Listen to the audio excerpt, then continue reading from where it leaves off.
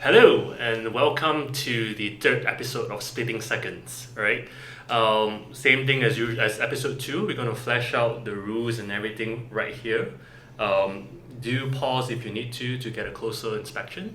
But today's topic is gonna be about Cartier makes the better rectangular watch than Jaeger LeCoultre or JLC, right? And clearly, the first two episodes, I've taken the first round. So I said it was only fair that James gets a stab at the first round and the final closing round. So he'll be standing on the side of Cartier, I'll be standing on the side of JLC. To some of our friends, this is not going to be a surprise.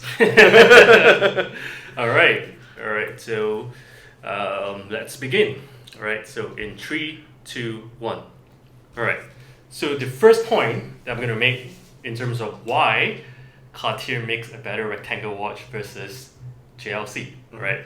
Rectangle being, to be more specific, Tank versus Reverso, right? The question is, who made it first? Cartier, right? That is in terms of when the Tank's being released, I believe is 1910-ish, and then the first rectangle Tank that would be 1920-ish, and Reverso only come about in 1930-ish, right? So that says a lot when who created first, right? So, right, that I think that holds a lot of weight, and then in terms of who copied who, I'll leave it to you, right? There's a lot of strong historical significance as well, and how it's being modeled, of course, in terms of the Tank in World War One, and basically the design is timeless. The design is iconic, right? By one look of it, you know that is a Cartier Tank, right? And that particular design not only resonates with watch enthusiasts, it also resonates towards, I would say, that someone that views watches as fashion, right? So it appeals in a wider range of audience, and that says in terms of the appeal of it, right? It goes either way. It's flexible, right? Then on top of that, the barrier of entry for a Cartier Tank, it's significantly lower than Reverso, comparing in terms of both quartz versus quartz, and also in terms of manual winding versus manual winding as well, right? So with that being said, you have a lot of people that's able to enjoy it, they're able to try it out, and you have a wider range of people that are able to enjoy it as well. So it's a lot more accessible, and in a way, it just brings a wider range of audience towards the brand and towards the model, right? And then next, there in terms of Tank, there is actually a lot of tanks, right? You have your Tank Francois, asymmetric, Cintre, lots of models going on. And what does Reverso has? They have a mono and they have a dual. That's it. Versus what Cartier has in terms of their arsenal, giving different shapes of rectangle watches, adding in variety, adding in options for people to enjoy and wear, right? So that in a way, you are not only just stuck in terms of, I would call it in terms of the past, right? How I say is that Reverso are very much leaning on towards the marketing of a flipping watch. I would say in a way to a certain extent sometimes a gimmick, because in this day and age, how many of you actually flip your Reverso? Not talking about the dual face and dual times, but in terms of mono, how many of you actually do it and utilize it where previously is being used in terms of for as a sport watch to play polo so you won't get damaged, right? And I think they're leaning very much hard on that, and very much, I would say, living in the past, right? So is it, if you look at in terms of design, is it a sports watch or is it a dress watch? I think there's a little bit of confusion right there, because it's originally built as a sports watch, but in these days and age, would you take a JLC Reverso as a sports watch, or a more, I would say, modern sports watch where you diver and so on, which is, I would say, more robust versus a JLC Reverso, right? And that goes my closing point for round one. Right? Wow, coming out punching, huh? All right, I'll take that. So whenever we're ready, let's go. 3, 2, 1, go. First things first, I have to thank James for pointing out the story of how JLC came out with the Reverso, with the game of polo, right? And let's just put it this way. As watch enthusiasts, we all love a good story. And I find that when a watch's design actually is associated to a function, it actually has a greater appeal because that sort of provenance goes way beyond what a normal design watch will be, right? So if it's just a design, great, it looks like a watch, right? It looks like something. But when it's got a functionality provenance, that part actually is a great appeal to the watch enthusiast. So the fact that you have a reversible case that served the purpose before will always remain cool, which literally brings me to my next point. If any of you out there have never interacted with a reversals mechanism, you really have to go and try it. It's one of those things where, unlike your only sense engaged being your eyes, the tactile feel of doing that, the smoothness, the way it clicks into place, there's something quite magical about it. And isn't that why we get into watches? It's always a little bit of a special sauce, right? And I find that reversals have that in droves. It's a little bit of a geek moment, but don't we all love that geek moment, right? Now, there was this part that James opened up very powerfully about which came first, chicken or the egg, that sort of thing, right? Now here's what I'd say to not really counter that point. I'll put some facts in place, right? Cartier almost historically relied on JLC throughout its history, especially in the early days. The initial movements that the Cartier watches were powered by came from JLC, even in the early days. And the first watch that in Cartier came up with was actually a square, it wasn't even rectangular.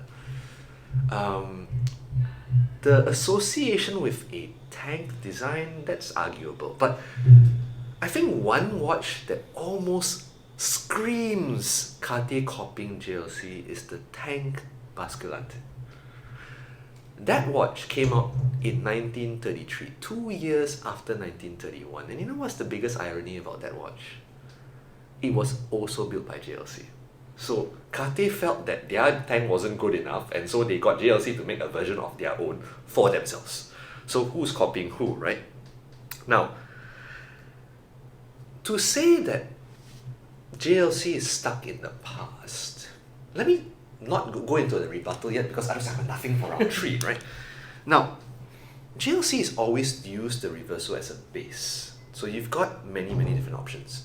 You've got the single face, and single face is the one that really goes back to the past because that's the one where nowadays people talk about engraving, and there's a cool part to it. You can actually engrave a secret part to it. Again, appeals to the geeks in all of us, right?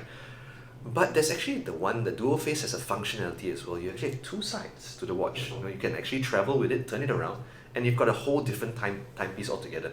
They've got calendars, moon phases, and when it comes to complications, JLC has gone all the way to, literally to the extraordinary attempts, right?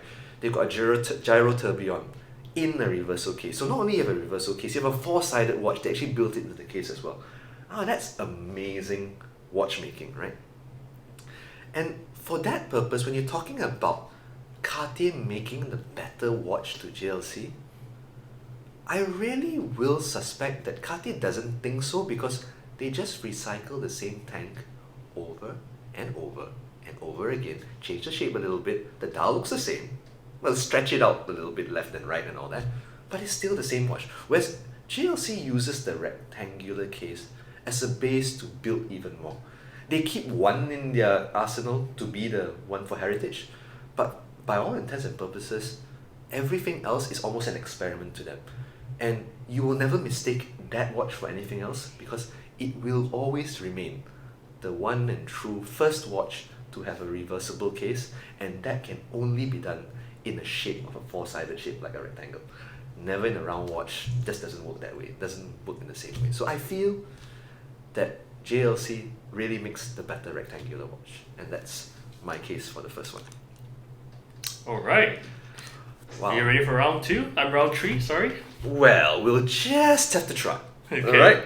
In 3, 2, 1, go. So, in a way, if you compare the two watches, right? So James goes about to say that the first one that came about is the Tank. Now, if you look at the Tank and the Reverso, right, the very first iterations, you will not mistake one for the other. They are so different. One is an almost rectangular block with Roman numerals and all of that. The other one, the very first Reverso, was actually baton indices. There were no numerals on it, and it's actually already designed from the ground up to be that unique reversible thing. So it's such a different design that you can't really argue them being the same. It's an entirely different thing, right? Now, James goes about to also say that flexibility is not quite there because it started as a sports watch and then now it's a bit of a dress watch. Then again, in today's day and age, I don't think you'll wear a Tank for sports affairs either. You're only going to wear it very much more as a dress piece. By virtue that there's that added versatility, especially if you put it on a Fagliano strap, right? That saddle leather looking one, it almost looks like a casual piece. You wear a polo t-shirt, it looks perfectly fine, right? Versatility is never a bad thing. You may not go swimming with it, but being able to wear it with different outfits and all that, it's never really going to be anything of a problem, right? Now, the case about access, the accessibility. So what James is saying is that it's much cheaper to get into a Cartier Tank than it is to get into Reverso. Now, in a way, there might be some truth in it factually, but here's what I would propose. Why is it that JLC was willing to price itself higher than a Cartier Tank? Because it truly believes itself to be the better watch. It's better built, it's better mechanically, there's a lot more innovation going into it. The mechanism really works, there's a lot more watchmaking going into the watch itself. Whereas the Tank, they sell it in the simplest iteration, battery-powered quartz, right? In the same shape that it's always been, it's never changed, it's almost boring.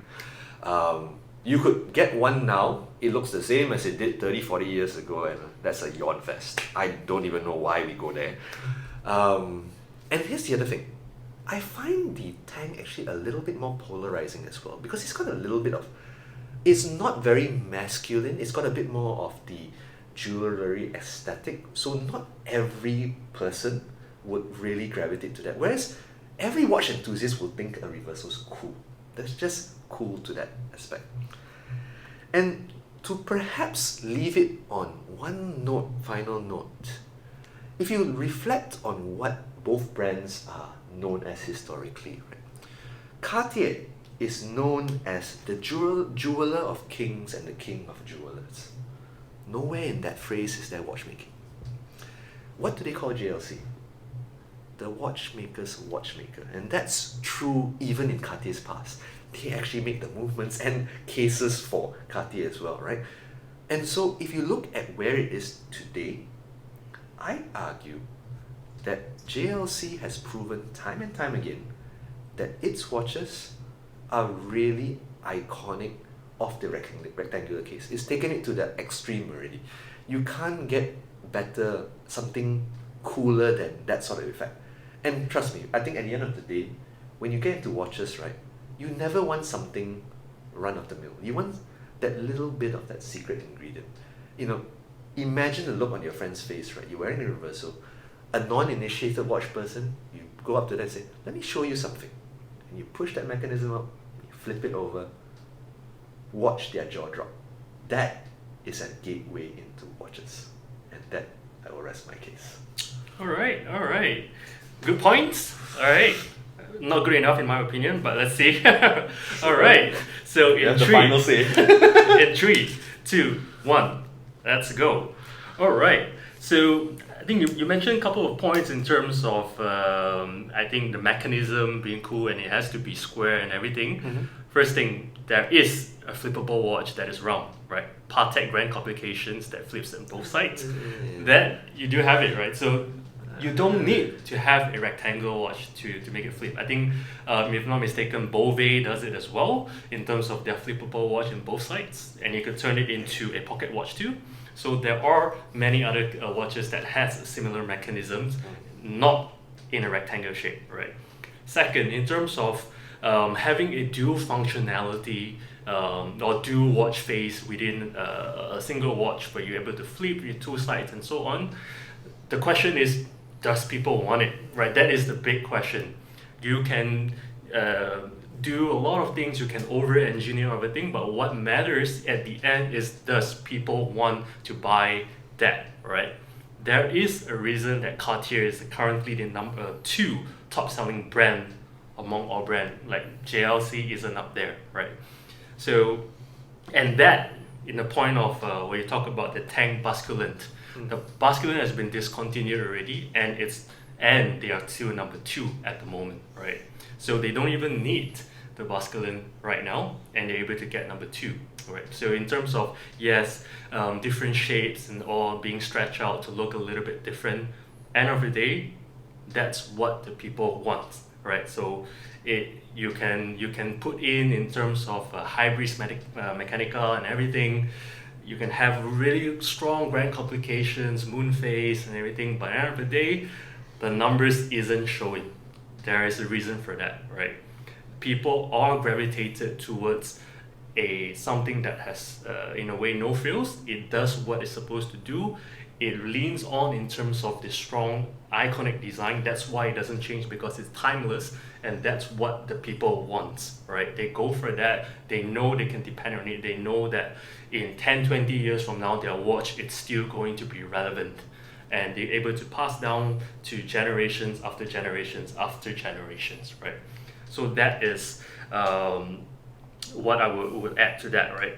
So in terms of the creator, the watchmaker of watchmaker, but at the end of the day, where the history in terms of which watches come from, Cartier created it. In terms of starting off from Santos Dumont, and then leading up into more other watches that they have created. So in a way, without Cartier, there isn't JLC, right? So I think you can be the one that is supplying the parts and everything. End of the day, the stronger executions wins, right? Same thing. I'll put even an example how successful iPhone is at the moment. Their parts are manufactured in terms of display, by LG, SSD, by Samsung, and so on. But what they can do is they make a better product by leveraging on others, right? They're able to spot what they need to do and able to spot what other players are not doing right and what they need to make it to the product that they need to make it to, in order for people to want it and in order for people to buy it. And then again, back to my point, it all leads back into the sales number. Numbers does not lie, right? You can say in terms of you have this, you have that, and so on. End of the day, it's the same thing, like Android versus iOS. Android has functions before iOS, yada yada yada. End of the day, what you want an iPhone, right? Because the numbers doesn't lie again, right? So that would be my closing point for in terms of why Cartier makes a better rectangle watch versus JLC. I wish that's around 5, because there's so many things there I want to fight with you on, but that's okay. That's the name of the game. Yeah. So again, you decide who wins, and keep in mind we are both fans of both brands. So all of this is just part of entertainment. Vote who you think made the better point. Although I know a lot of you are going to vote because which one you like more. That's not the point, but I'll let it go. All right. So you closed it up really well in terms of that. Bear in mind, disclaimer, it's all for entertainment purposes, right? And lastly, to close it off, please do let us know your thoughts, your comments, your critiques. We are happy to take it in, regardless good or bad. As mentioned in episode 1 as well, this is in a way a pilot series that we are creating and we're experimenting with. And this would be actually our last episode for season 1, yep. Right? So for season 2, let us know in terms of topics and format that you would like to see. Yeah, and we'll get cracking on it if the interest is there. So thank you so much for all your support. Thanks. All right, bye.